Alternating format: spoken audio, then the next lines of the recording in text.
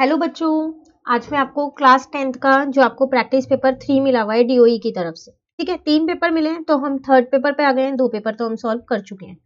तो आज मैं आपको इसकी केस स्टडी करवाऊंगी इसकी। ठीक है, क्वेश्चन नंबर 1 to 16 हमने कर लिए थे। आज हम क्वेश्चन नंबर 17 to 20 करने वाले हैं इसके। ठीक है ना, सेम वही हिंदी मीडियम का भी सेम यही है, प्रैक्टिस पेपर 3 है, इसकी भी आज हम क्या करने वाले हैं, केस स्टडी करने वाले हैं। कौन कौन से क्वेश्चन नंबर 17 to 20 हम करने वाले हैं। ठीक है ना, चलिए देखते हैं क्वेश्चन नंबर 17 से हमारे पास है कौन कौन से क्वेश्चंस। 1 to 16 तो हमारे कंप्लीट हो गए थे, ये रहा 17। क्या कह रहा है यहाँ पर क्वेश्चन आपसे लिखा है यहाँ पर, वो एक बार रीड कर लेते हैं इसको भी। Question number 17 to 20 are case study based questions. Attempt any 4 sub part from each questions, each sub part carry 1 mark. कह रहा है 17 to 20 केस स्टडी क्वेश्चंस है, आपको कोई से भी 4 पार्ट्स अटेम्प्ट करने हैं हर क्वेश्चन के। मतलब आप हर क्वेश्चन का एक पार्ट छोड़ सकते हो। ठीक है, और हर एक पार्ट जो है वो 1 मार्क का है। ठीक है, देखो यहाँ पर है आपके पास, in a classroom 4 friends are seated at the point A B C D as shown in the figure. Figure भी देख लेते हैं ये। ठीक है, एक बार दिखा देती हूँ फिगर ये। ठीक है, क्वेश्चन रीड करके फिर नीचे आ जाएंगे, वापसी फिगर देखेंगे। कह रहा है Mohit and Dheeraj walk on in to the class and after absorbing for a few minute Mohit decided to sit 4 point away from A along x axis while Dheeraj want to sit exactly in the middle of a b c d। ठीक है, चलो मैं यहाँ आपको बताती हूँ क्या है। यहाँ पर ना 4 फ्रेंड्स हैं, ये ABCD, ये चारों बैठ गए हैं। ठीक है, अब 2 बॉयज हैं यहाँ पर, कौन कौन, मोहित और धीरज। मोहित और धीरज क्या करते हैं, क्लास में घूम रहे हैं। घूमने के बाद वो डिसाइड करते हैं, मोहित क्या डिसाइड करता है, वो A से 4 पॉइंट्स की दूरी पर बैठेगा, 4 पॉइंट दूरी पर बैठेगा, और वो दूरी कैसे होगी, वाई एक्सिस से देखेगा वो। ठीक है, जबकि जो धीरज है वो क्या करेगा, ABCD के मिडल में बैठेगा। ठीक है, अब हिंदी मीडियम वालों के लिए और समझ लेते हैं, फिर दोनों के आंसर्स हम एक साथ देखेंगे। देखो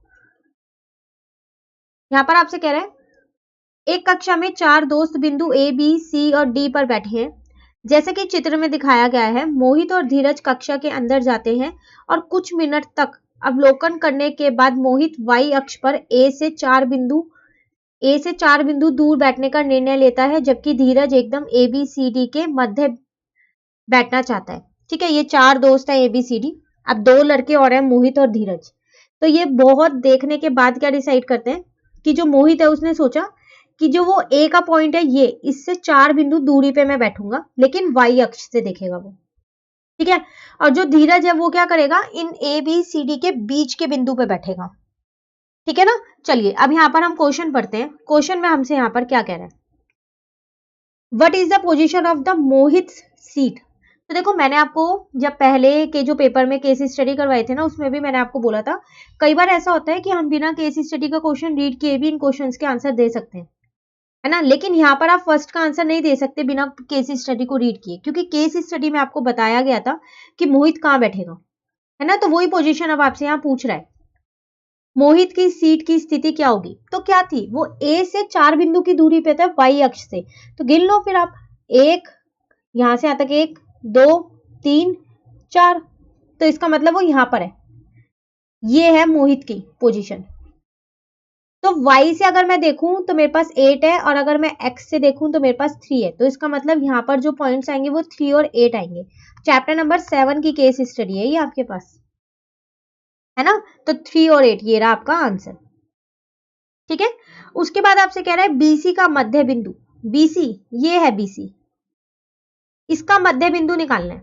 ठीक है ना, the coordinate of the middle point of BC, इस BC के मिडल पॉइंट्स निकालने हैं।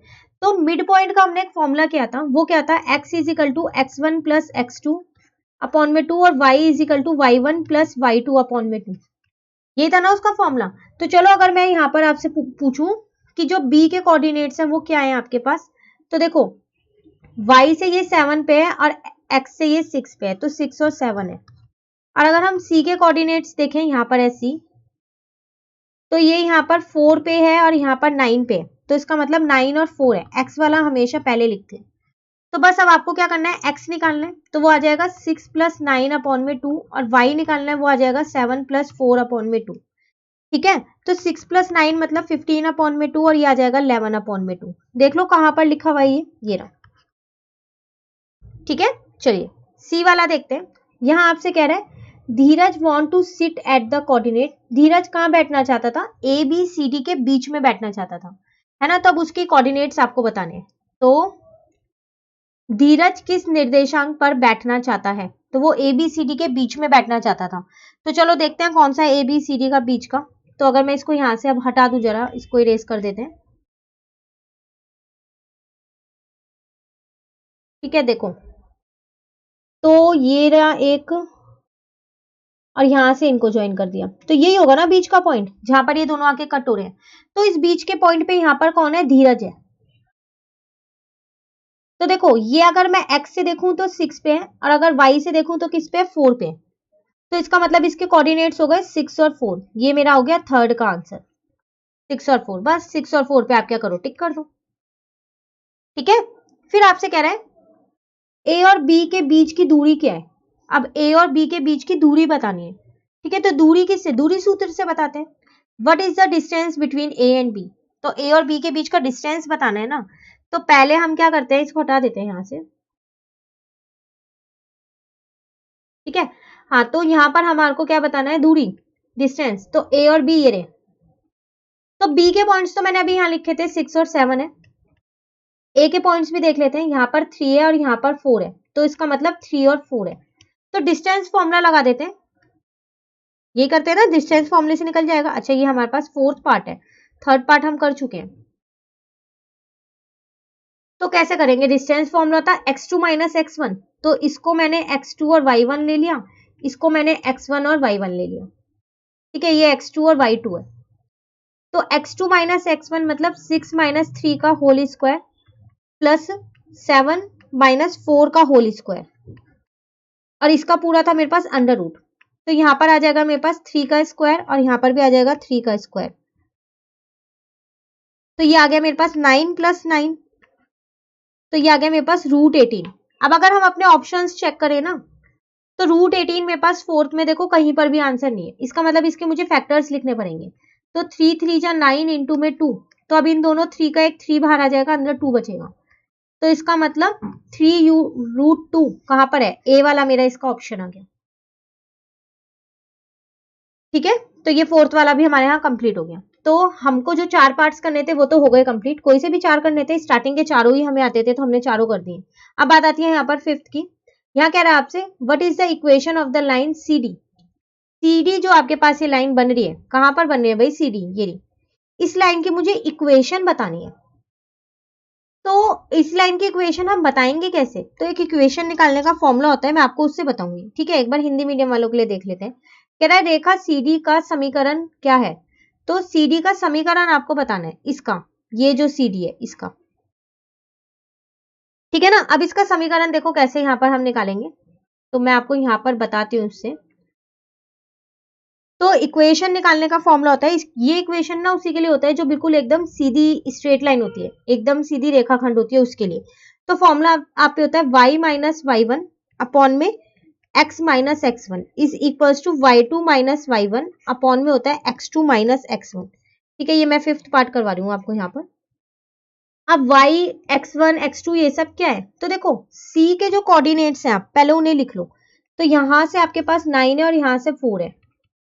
उसी तरीके से मैंने डी के कोऑर्डिनेट्स लिख लिए, तो डी मेरा यहां पर था, ठीक है। तो अगर मैं यहां से देखूं तो ये तो 6 पे है, और इससे देखूं तो ये 1 पे है, तो 6 और 1 है। बस इसी x1 x2 मानना है, ये x1 y1 है, ये x2 y2 है। तो y को ऐसे ही छोड़ दो, y1 की जगह मैंने 4 रख दिया, ठीक है।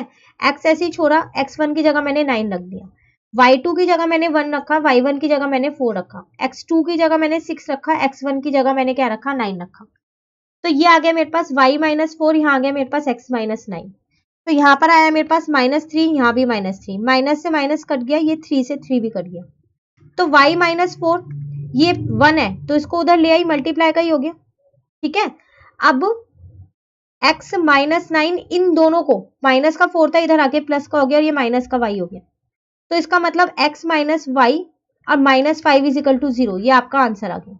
अब आप देख लो ये आपको ऑप्शन में मिल रहा है कहीं पर, देखो जरा, लो फर्स्ट वाला ही मिल गया हमको, तो मिल गया ना फर्स्ट वाला, तो ये मेरा आंसर आ गया, ठीक है। तो क्वेश्चन नंबर 17 के ये 5 पार्ट्स थे। तो आपको कोई से भी 4 करने हैं इसके अंदर, ठीक है ना। चलिए अब आते हैं हम क्वेश्चन नंबर 18 पे देखते हैं। जो क्वेश्चन आप डायरेक्ट सॉल्व कर सकते हो उस पर आपको डायरेक्ट टिक लगाना है, ठीक है। जिनमें आपको लगता है थोड़ा थोड़ा सॉल्व करना है, जैसे कि हमने यहाँ 4th में भी किया, 5th में भी थोड़ा सा किया, तो वो आप सॉल्व करके दिखाओगे, फिर नीचे लास्ट में ऑप्शन लिखोगे। कई बच्चे कमेंट करके पूछ रहे थे कि मैम केस स्टडी में डायरेक्ट टिक लगाना है, नहीं, जिसमें आपको लगता है सॉल्व करके दिखाना चाहिए थोड़ा सा, तो उसमें आपको सॉल्व करके दिखाना है, ठीक है। चलिए आते हैं क्वेश्चन नंबर 18 पे। यहाँ पर आपसे क्या कह रहे हैं, an electrician has to repair an electric fault on a pole of height 5 metre. She need to reach a point 1.3 meter below the top of the pole to undertake the repair work. She put a ladder making an angle of 60 degree with the ground to reach the point of fault. एक electrician है, उसको क्या करना है, एक पोल को repair करना है। पोल की हाइट आपको दे रखी है 5 मीटर। अब उसे रिपेयर करने के लिए ना पोल के टॉप से 1.3 मीटर नीचे आना पड़ेगा रिपेयर वर्क करने के लिए, ठीक है। तो उसने वहां पर क्या किया, 1.3 तक वो नीचे आया और वहां पर उसने लैडर लगा दी है, सीढ़ी। और वो एंगल कितना बना रही है, 60 डिग्री का बना रही है ग्राउंड से, ठीक है। क्वेश्चन आपको समझ में आ गया। हिंदी मीडियम वालों के लिए देखते हैं, फिर देखेंगे इसके पार्ट्स कौन कौन से। कह रहा है एक इलेक्ट्रिशियन को 5 मीटर ऊंचे खंबे पर एक बिजली का काम करना है। मरम्मत कार्य करने के लिए उसे खंबे के शीर्ष से एक 1.3 मीटर नीचे एक बिंदु तक पहुंचना है। वह बिंदु तक पहुंचने के लिए जमीन पर एक सीढ़ी रखता है जो जमीन के साथ 60 डिग्री का कोण बनाती है।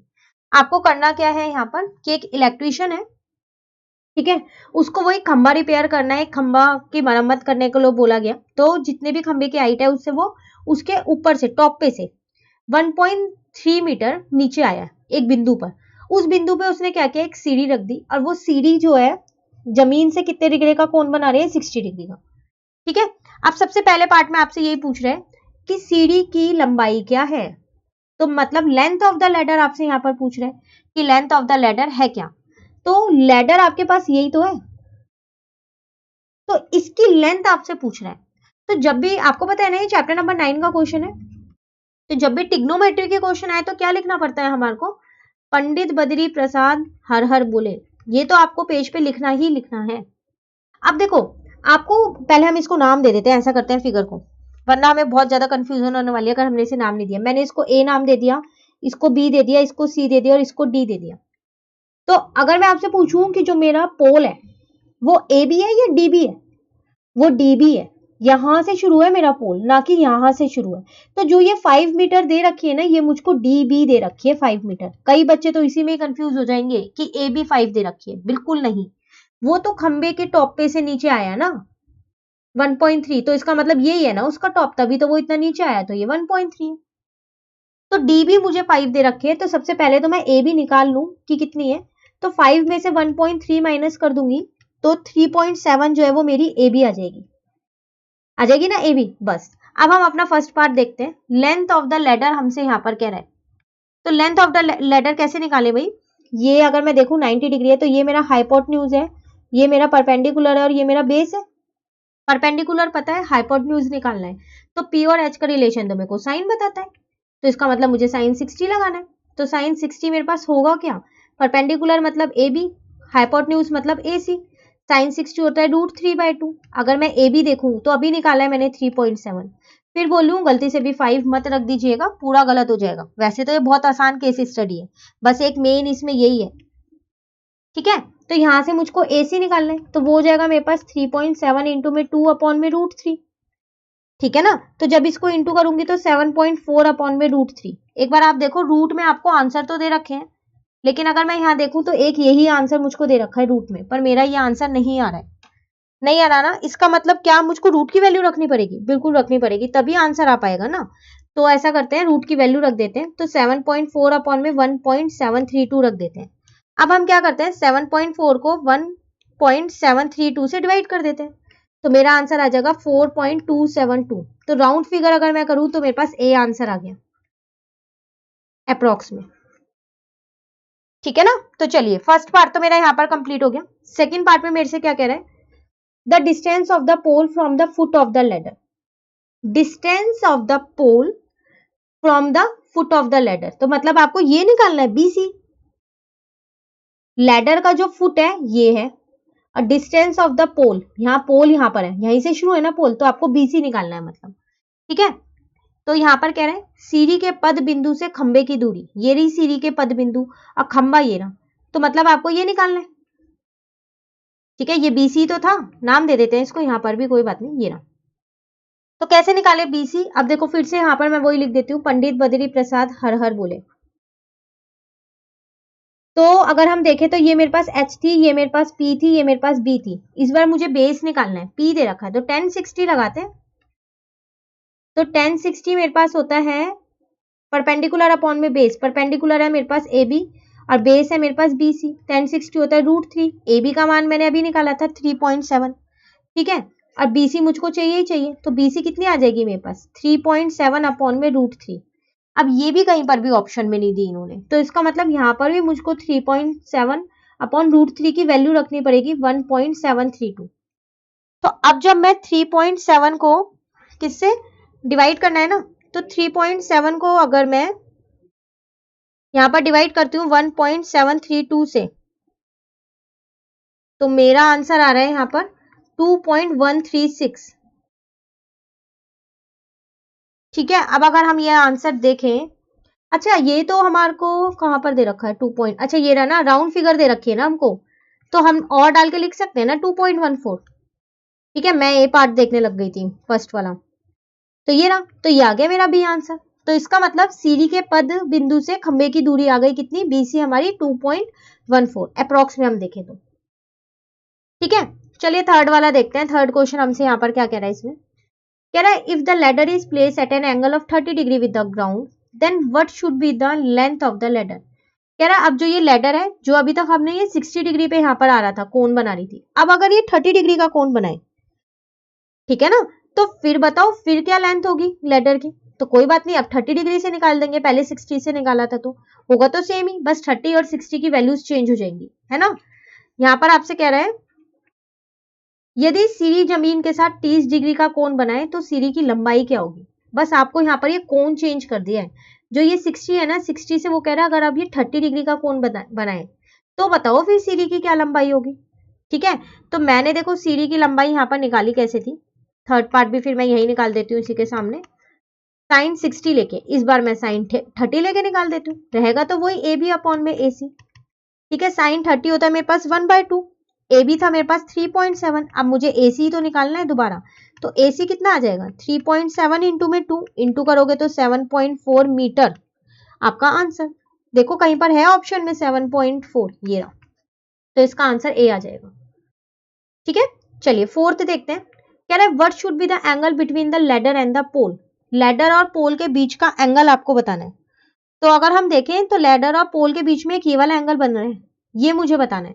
तो ये हम आसानी से निकाल सकते हैं angle sum property of triangle से। तीनों एंगल का सम 180 होता है, दो दे रखे हैं, तीसरा निकल ही जाएगा, है ना। चलिए हिंदी मीडियम वालों के लिए यहाँ देखते हैं। तो कह रहा है खंबे और सीढ़ी के बीच का कोण, तो खंबे और सीढ़ी के बीच का कोण तो ये वाला कोण है, ये आपको निकालना है। तो देखो एक त्रिभुज में तीन कोणों का योग कितना होता है 180, तो ये मेरे को 60 दे रखा है, याद रखिएगा यहाँ आपको 60 लेना है, 30 मत ले लेना। 30 तो सिर्फ उन्होंने एक पार्ट में चेंज करने के लिए बोला था, जो कि हमने करके निकाल दिया। अब हमारे को 30 से कोई मतलब नहीं होना चाहिए। ठीक है, ये 90 दे रखा है, तो बस कौन सा पार्ट करें हम, फोर्थ पार्ट ना। तो इसका मतलब 90 plus 60 plus angle A is equal to 180 degree. तो एंगल ए कितना आ जाएगा मेरे पास, 180 में से 90 माइनस किया और 60 माइनस किया, तो मेरे पास आ जाएगा यहाँ पर 30 डिग्री। तो ये मेरा फोर्थ पार्ट भी आ गया। फोर्थ पार्ट का आंसर कहाँ पर है, ये रहा 30 डिग्री। ठीक है, चलिए लास्ट पार्ट और जल्दी से कर लेते हैं इसका। तो लास्ट में हमसे यहाँ पर क्या कह रहे हैं, what is the length of the pole from ground where repair work is to be done. कह रहा है लेंथ ऑफ द पोल बताओ फ्रॉम ग्राउंड से, जहां पर रिपेयर वर्क हो रहा है। ठीक है, जहां मरम्मत कार्य होना है, जमीन से उस बिंदु तक खंबे की लंबाई क्या होगी। तो अगर हम ये देखें ना, हम पहले ही निकाल चुके हैं। क्या पूछ रहा है आपसे यहाँ पर, देखो मैं यहाँ पर आपको ये अलग से हाईलाइट करके इसमें बताती हूँ। ये आपसे ये पूछ, यहां से काम शुरू हुआ है, तो जमीन से खंबे तक की ये वाली ऊंचाई पूछ रहा है, ये ए बी। तो ए बी तो मैं पहले ही निकाल चुकी हूँ, कितने क्वेश्चनों में मैंने इसमें ए बी यूज किया, फर्स्ट में भी यूज किया ए बी, यानी कि अगर मैं आपको यहाँ पर दिखाऊं, फर्स्ट और थर्ड पार्ट हमने यहाँ किया था ना इंग्लिश मीडियम की साइड पे, तो देखो यहाँ भी ए बी यूज किया मैंने, यहाँ भी कितना निकाला 3.7। अब आपसे वही यहाँ पर निकालने के लिए कह रहा है फिफ्थ वाले में। तो कैसे निकलेगी फिफ्थ वाला अगर हम यहाँ निकालें तो ए बी निकालना है ना।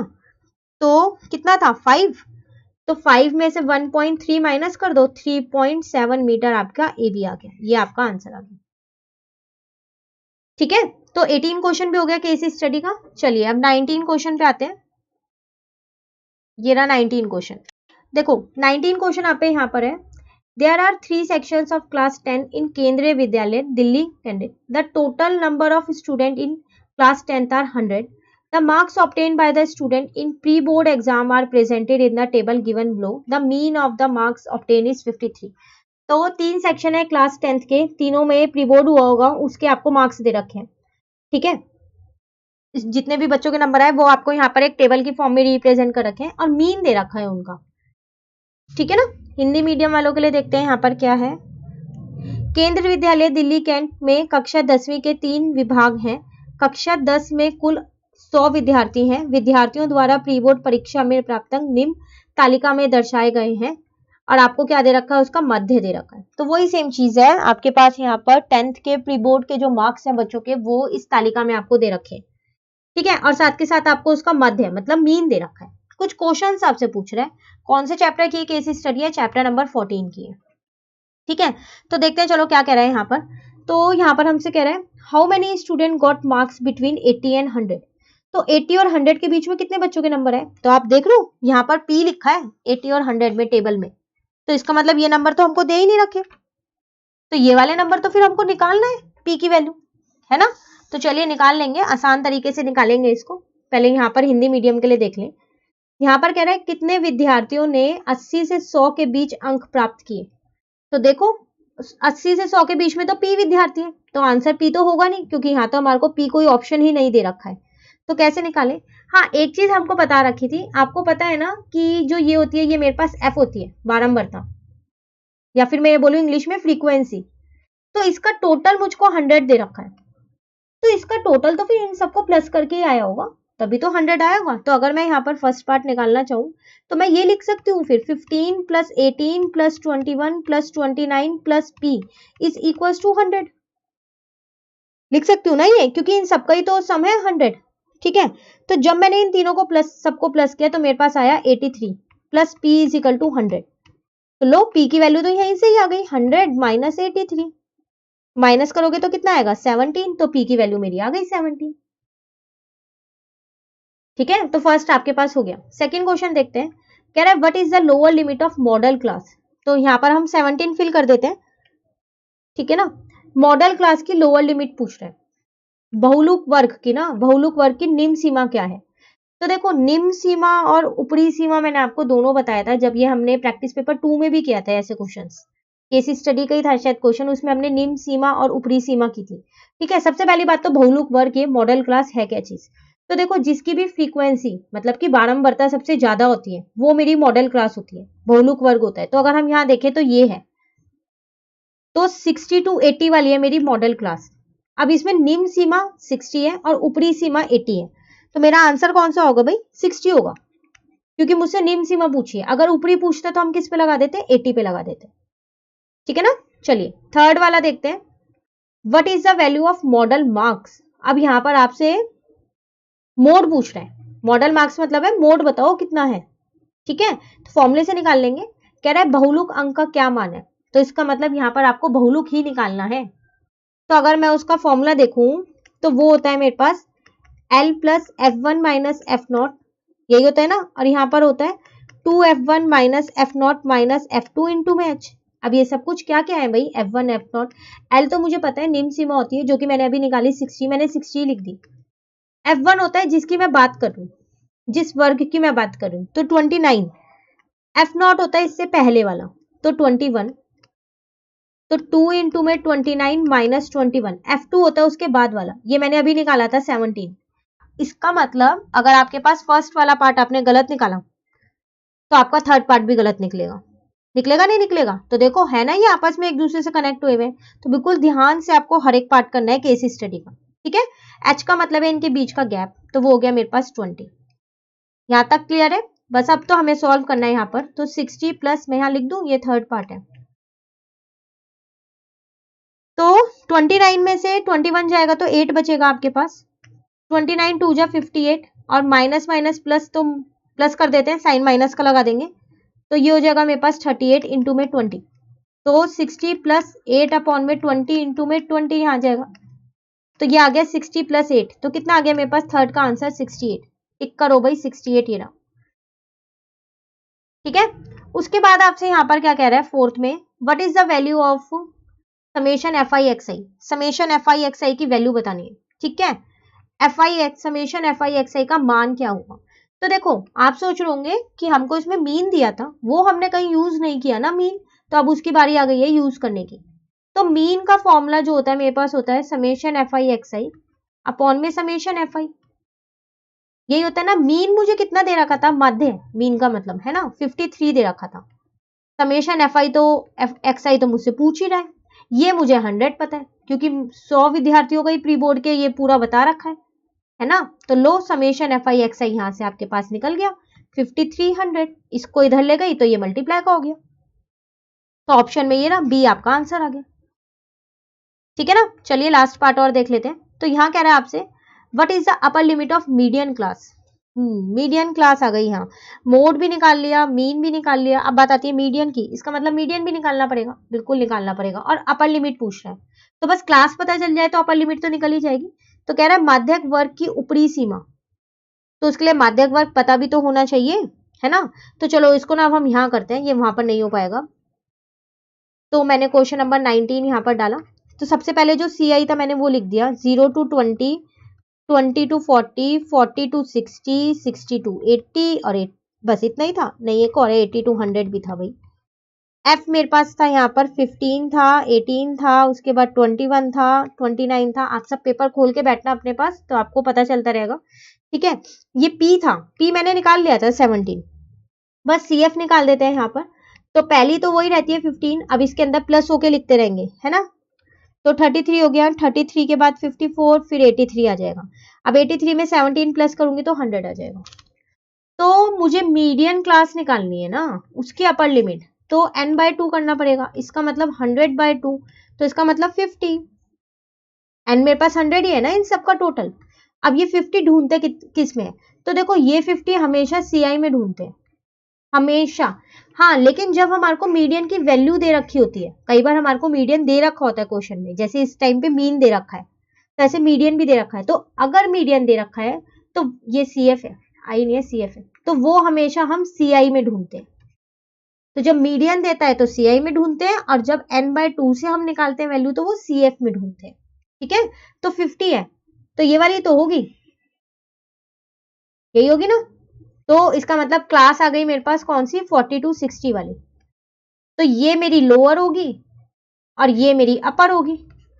मुझसे कौन सी पूछ रहा है देख लेते हैं क्वेश्चन में, मुझसे अपर पूछ रहा है, तो अपर मतलब 60 हो गई, तो इसका मतलब इसका आंसर कितना आ गया, 60 आ गया। ठीक है, तो ये था आपके पास क्वेश्चन नंबर 19। चलिए आप क्वेश्चन नंबर 20 कर लेते हैं, ये लास्ट है, फिर हमारी केस स्टडी वाली जो क्वेश्चन है वो सॉल्व हो जाएंगे पूरे। देखो क्वेश्चन यहाँ पर है, for 71th republic day parade on 26/1/2021 in Delhi, captain RS Meel is planning for parade of the following two groups. First group of army contingent of 6 to 4 members behind any army band of 32 members. Second group of CRPF troops with 468 soldiers behind the 2 to 8 members of bikers. These two groups are to be marched in the same number of columns. This sequence of soldiers is followed by different state of Jhanki which are showing the culture of respective state. ठीक है, तो question पढ़ने से तो ऐसा लग रहा है कि कुछ मुश्किल सा क्वेश्चन है, और कौन से चैप्टर का ये भी नहीं पता चल पा रहा, नहीं पता चल पा रहा ना, कोई बात नहीं। अभी जब हम इसके क्वेश्चंस नीचे वाले पढ़ेंगे और मैं आपको ये समझाऊंगी तो आपको पता चल जाएगा। एक बार हिंदी मीडियम के लिए ऑडिट कर लेते हैं।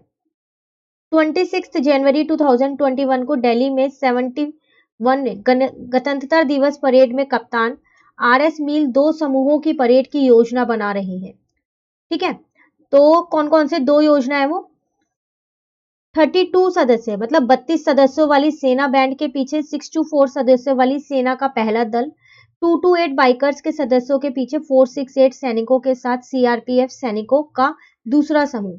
इन दो समूहों को समान संख्या में कॉलम में मार्च करना है। सैनिकों के इस क्रम के बाद विभिन्न झांकी है जो संबंधित राज्यों की संस्कृति को दिखाती है। ठीक है, तो देखो ये आपको दिख रहा है यहाँ पर ये परेड हो रही है। तो मेन हमको इसमें क्या देखना है इस क्वेश्चन में कि हमारे पास दो ग्रुप है, एक आर्मी वाला है और दूसरा है सीआरपीएफ। ठीक है, सेम वही हिंदी मीडियम वालों के लिए यहाँ पर एक सेना बैंड है और दूसरा है सीआरपीएफ सैनिक। इसमें कितने सेना बैंड में कितने हैं, 32 सदस्य हैं और 6 to 4 है।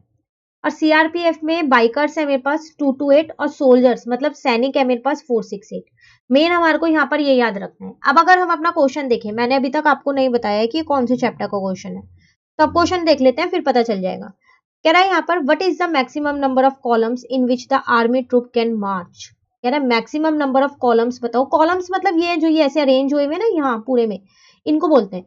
ऐसे कितने नंबर ऑफ कॉलम्स बनाए जाए कि जो ये आर्मी ट्रूप वाले थे ये मार्च कर सके। तो आर्मी ट्रूप वाला तो पहला ग्रुप था ना, जिसमें 2 जने थे, 6 to 4 मेंबर्स थे और उसके बाद 32 मेंबर्स, ये 2 थे। तो मैक्सिमम नंबर पूछ रहा है। अब पता चल रहा है चैप्टर कौन सा है। तो ये चैप्टर नंबर 1 का है आपके पास केस स्टडी। आपको याद होगा मैंने आपको एक बार इसमें बताया था कि अगर आपसे स्मॉलेस्ट की बात करें या लीस्ट की बात करें तो आपको हमेशा एलसीएम निकालना है, और अगर आपसे लार्जेस्ट की बात करें या ग्रेटेस्ट की बात करें तो आपको हमेशा एचसीएफ निकालना है। तो वही चीज अगर आप देखो यहाँ पर मैक्सिमम है तो याद आ रहा है हमको एचसीएफ निकालना है इसके अंदर। ठीक है, और आर्मी ट्रूप 2 हमारे को यहाँ पर मेंबर्स दे रखे हैं 32 और 6 to 4।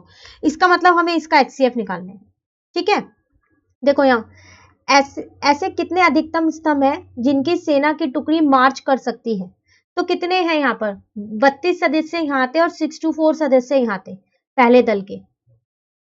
ठीक है ना, तो इसका मतलब अधिकतम, तो मुझे इसमें क्या निकालना है, इनका एचसीएफ निकालना है। अब देखो एचसीएफ निकालने के ना बहुत सारे तरीके होते हैं, जैसे कि प्राइम फैक्टराइजेशन, गुणनखंड जिसको हम बोलते हैं, हमने वही सीखा है।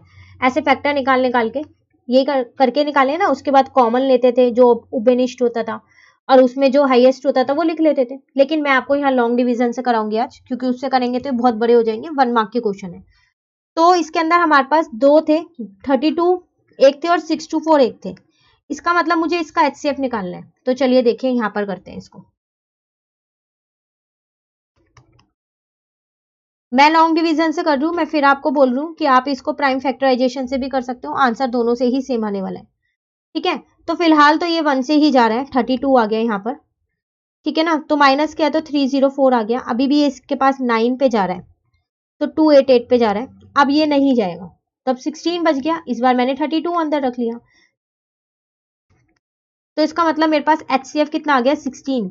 तो अधिकतम संख्या बतानी थी ना, तो अधिकतम संख्या मेरी यहाँ पर स्तंभ जो बताने थे वो आ गए 16। ये पहले समूह के लिए है। ठीक है, अब उसके बाद आपसे कह रहे हैं ऐसे कितने अधिकतम स्तंभ हैं जिसमें सीआरपीएफ की टुकड़ी मार्च कर सकती है। अब सीआरपीएफ की बात कर रहे हैं तो उसमें जो थे वो बाइकर्स थे और सैनिक थे, यही थे ना, ये रे बाइकर्स और सैनिक। तो इसका मतलब अधिकतम की बात कर रहे हैं, तो अब की बार हमारे को इन दोनों का एचसीएफ निकालना है। ठीक है, What is the maximum number of columns in which CRPF troop can march? तो इस बार CRPF की पूछ रहा है जो सेकेंड ग्रुप था। तो सेकेंड ग्रुप है मेरे पास कहाँ गया, ये 468 सोल्जर्स से इसमें behind the 2 to 8 members of bikers. तो इन दोनों का क्या निकालना है, मुझे एचसीएफ निकालना है। मैक्सिमम बोल रहे हैं तो एचसीएफ ही निकालना है। तो सेकेंड पार्ट अगर हम यहाँ पर देखें तो 2 to 8 एक था और एक 468 था। तो 2 to 8 यहाँ लिखा और 468 मैंने यहाँ लिख दिया। तो ये तो 2 पे जा रहा है इसके। ठीक है, तो वो हो जाएगा मेरे पास 456। तो यहां पर आ गया 12, तो 2 to 8, 12 2 जा 24। ठीक है ना,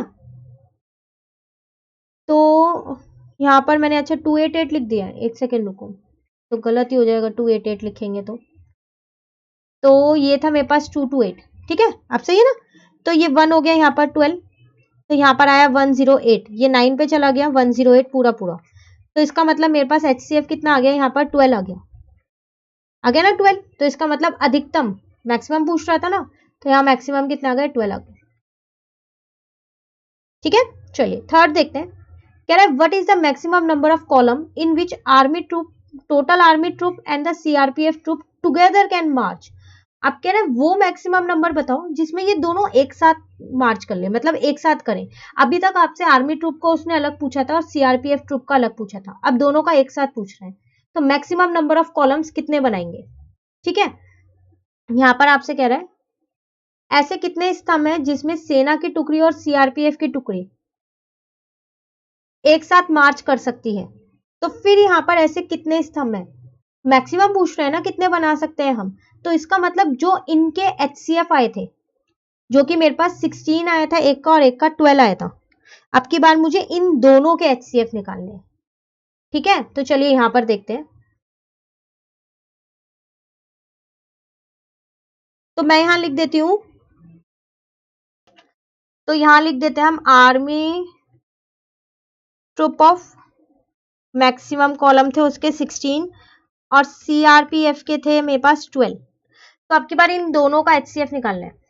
तो एक बार चलो प्राइम फैक्टराइजेशन से भी निकाल देते हैं। दोनों केस में मैंने लॉन्ग डिवीजन लगाया।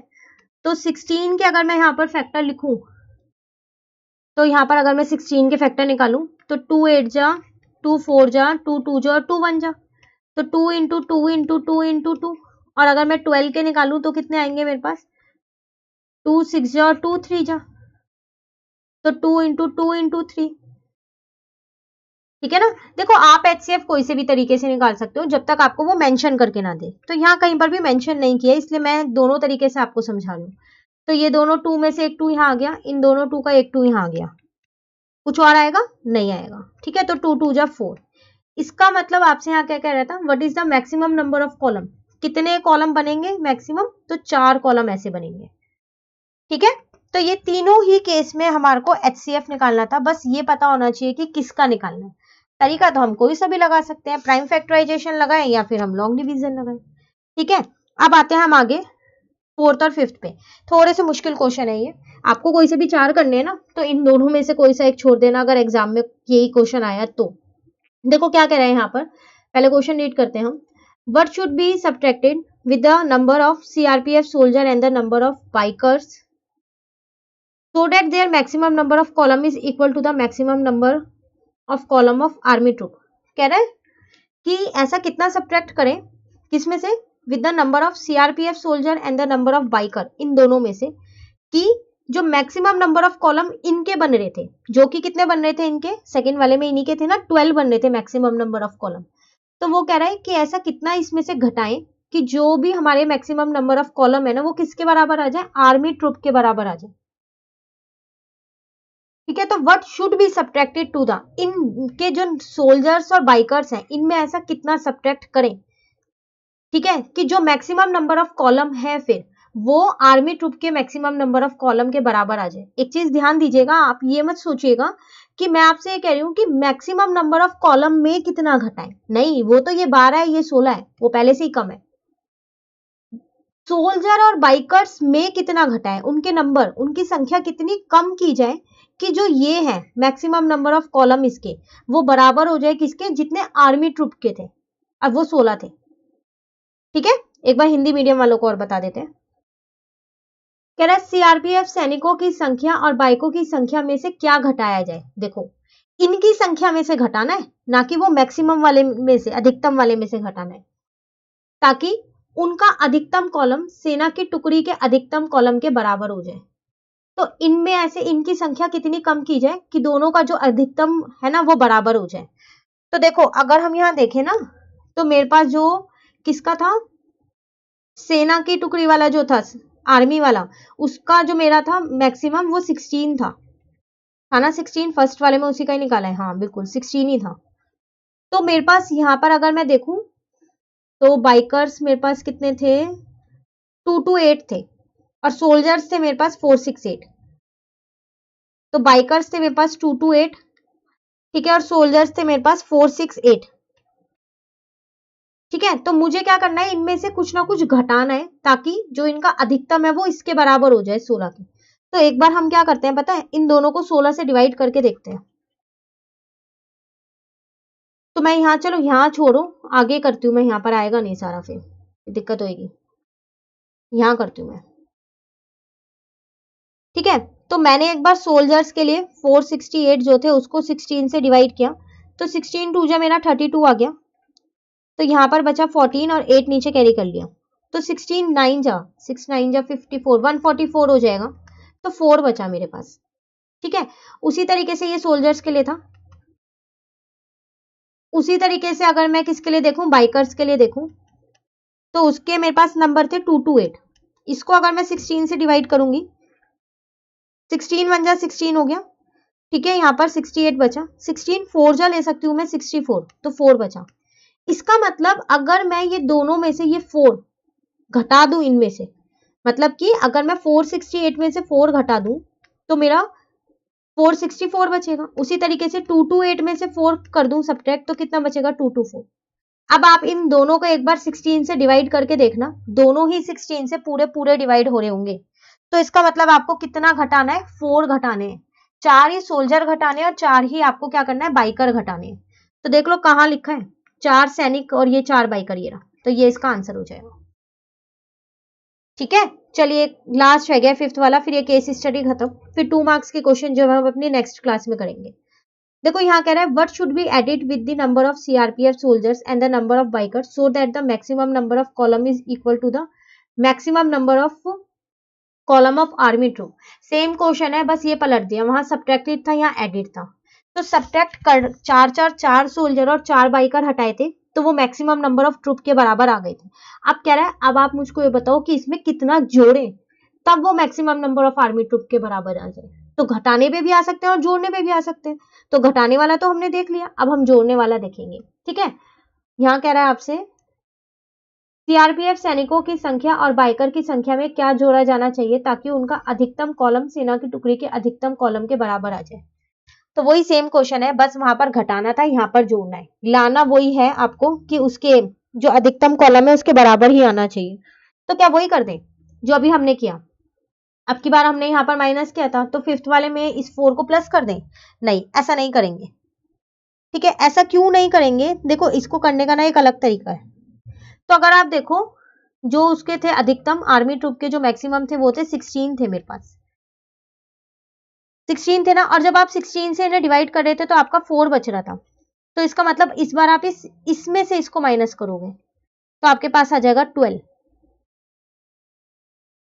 आएगा ना आपके पास। ऐसे ही यहाँ पर 16 में से 4 माइनस करोगे तो आपके पास 12 आ जाएगा। तो इसका मतलब अब आपको 12 सोल्जर्स क्या करने हैं, सोल्जर और बाइकर्स को जोड़ना है। तो इसका मतलब अगर मैं आपसे अब आंसर बोलूं तो ये आएगा 12 सैनिक और 12 बाइकर्स। तो ऐड वाले में ऐसे करते हैं। अब एक चीज यहाँ और मैं आपको बताना चाहूंगी, यहाँ तो चलो मेरा ये रिमाइंडर दोनों में 4 आया तो मैंने माइनस कर दिया। बाई चांस मान लो यहाँ 4 और यहाँ पर 6 आता तो आप यहाँ से 4 माइनस करते और यहाँ से 6 माइनस करते, तो जो 4th वाला आंसर था वो 4 और 6 हो जाता। अब 5th वाले में भी यहाँ से 4 माइनस करते और यहाँ से 6 माइनस करते, तो फिर उसका आंसर यहाँ से 4 माइनस करते तो 12 रहता और यहाँ पर 10 आ जाता। तो जो भी रिमाइंडर आता है ना उसी से करते हैं, हर बार सेम आएगा ऐसा जरूरी नहीं है। इस केस में सेम आ गया तो वो बाई चांस वाली बात है, सेम आ गया, पर हर बार नहीं आएगा ऐसा। ठीक है, तो जो रिमाइंडर आएगा, अगर आपसे कहे व्हाट शुड बी सब्ट्रैक्टेड तो डायरेक्ट वही रिमाइंडर इसमें से सब्ट्रैक्ट कर, तो आपको पता चल जाएगा कि वही सब्ट्रैक्ट होना है। आप कहे व्हाट शुड बी एडेड, तो अब इस रिमाइंडर को आपको क्या करना है, ये जो होता है आप पे डिविडेंड होता है तो डिवाइजर में से करना है माइनस। ठीक है, अगर एडिट के लिए बोले तो डिवाइजर में से करना है और सब्ट्रैक्टेड के लिए बोले तो डिविडेंड में से करना है। नंबर वही आएगा, जो माइनस करके आया वो यहाँ लिखना है, इसमें जो माइनस कर रहे हैं वो लिखना है। ठीक है ना, तो ये थी आपके पास केस स्टडी 20। तो इसके आंसर में वैसे तो मैंने वहां टिक कर दिए ये रे। ठीक है, तो ये केस स्टडी हमारे पास क्वेश्चन नंबर 70 into 20 वाली सारी कंप्लीट हो गई है। अब ये 2 मार्क्स के क्वेश्चन है, एक बार दिखा देती हूँ जल्दी से आपको। 26 तक है, ये हम अपनी नेक्स्ट क्लास में करेंगे। ठीक है ना, तो चलिए यहाँ पर ये खत्म होता है, इतना आप कर लीजिए, बाकी नेक्स्ट क्लास में करेंगे। तो अगर आपको ये वीडियो अच्छी लगी तो आप इसको लाइक जरूर कीजिएगा और मेरे चैनल को सब्सक्राइब कीजिएगा। Thank you.